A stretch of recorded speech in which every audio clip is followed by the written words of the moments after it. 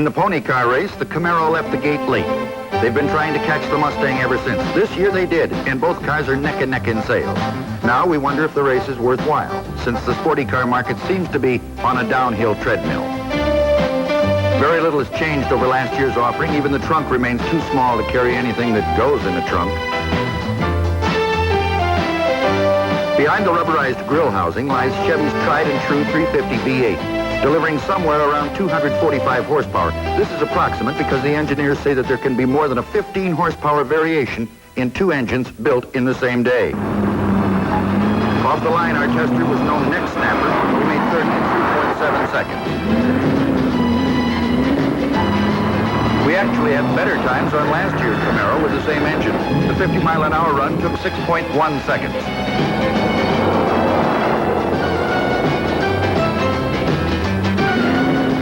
We realize that emission control standards do affect the output of an engine. However, this generally occurs at half throttle and not with maximum throttle as we were using in the acceleration runs.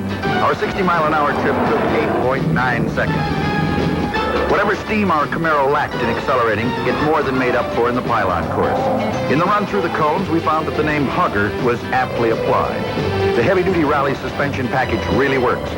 We were able to close up the distance between the pylons and still maintain an easy 35 miles per hour. The car is agile and very predictable. It gave the feeling that if you were to get in trouble on the road, you'd stand a pretty good chance of maintaining control. Here's the run again, head-on in slow motion. Rebound felt smooth, recovery excellent.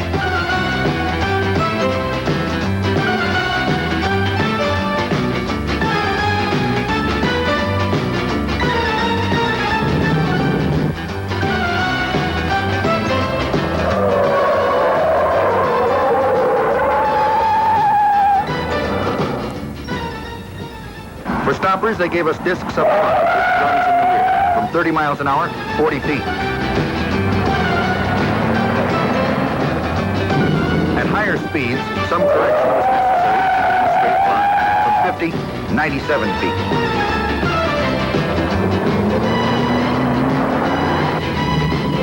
Heat buildup was about average, but they seemed to dissipate it well. On the go-for-broke panic stops, there was excessive pedal fade, and this stop from 70 ate up 196 feet. Here's that 70-mile-an-hour stop in slow motion. Nosedive was slight. While the driver worked to keep the rear end from coming around, he was able to maintain control. We put the Hugger through some pretty grueling brake tests, and on the overall, we rated good.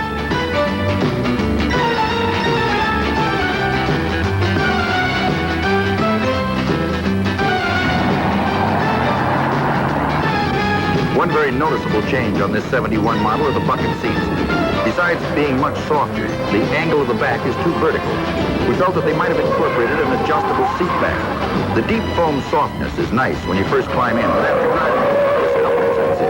And in high-speed cornering, where driving becomes work, a firmer seat and back support are necessary. However, discounting driver comfort, this car is a good handler. The rally suspension is independent with unequal length control arms, coil springs, and an anti-sway bar up front. In the rear, they feature a rigid axle, semi-elliptic leaf springs with another sway bar. The car gave a good ride on the highway with even better handling on the track. In this era of softer suspension systems, there's a much greater feeling of security in cars. The knowledge gained from racing has been bred into these sporty-type cars. Because of it, they're safer, and they're fun. I hope we don't lose them to a thing called